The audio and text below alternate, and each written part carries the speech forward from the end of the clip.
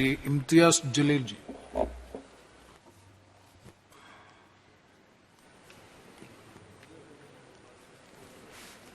Mr. Speaker, sir, any decision, any bill that aims at promoting education in the country is always welcome.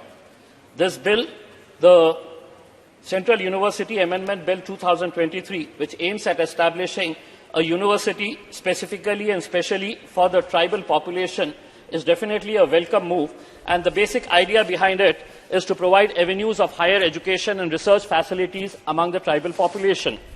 Mr. Speaker, there are over 800 tribes in this country, and we value their contribution in our growth story. At a time when we are establishing one more university, we need to ask some tough questions, Mr. Minister. There are 1,182 universities in this country, out of which 56 are central universities. Why is it so that none of these universities, we have 1,182 universities, not one of the university features among the top 200 universities of the world, not a single one. And among them, even 56 central universities, we proudly claim that we have 56 central universities. Our only university that features is ranked somewhere around 320. So the big question is, are we not compromising on quality and stressing more on quantity? कि देखिए हमारी सरकार ने कितने सारे विश्वविद्यालय, कितने सारे universities और कितने सारे colleges खोल ले. We need to compete at the international level. Mr. Minister, can you apprise us of the number of scheduled tribe students who are availing higher education? Is it not a fact that just like the Muslim community, the scheduled tribes have the highest number of dropouts in this country, almost about 25%. Please correct me if I'm wrong. Is it not a fact that those scheduled tribe students who have got all the education, they are not getting jobs because of the contractual system that you have adopted? So there's no question of reservation for SCs and STs because there is a new contractual system.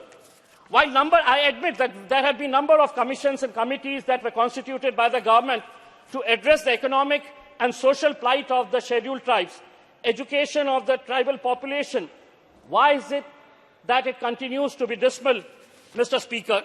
Is it not a fact that 19,000 SC, ST and OBC students had to drop out of the premier institutes like IITs, IIMs and central universities? What was the reason? And among those 19,000, 2,622 were ST students. Is it because of the rampant casteism and discriminatory practices? Which is why also the reason that 32 students from these elite institutes committed suicide. And this data was provided to us by the Union Minister of State for Education, Subhas Sarkar, in April this year. Mr. Speaker, I was listening to a number of speakers from the ruling party yesterday. I would especially like to mention one lady, member of parliament. She proudly said that, see, it is our government, the government of Mr. Narendra Modi, that made Mr. APJ Abdul Kalam a Muslim as the president. No, he deserved that place, which is why he rose to the rank of the president of India. Then she said that we made a scheduled caste, Ramnath Kovind, as the president of India. He deserved that. What have you done for their community?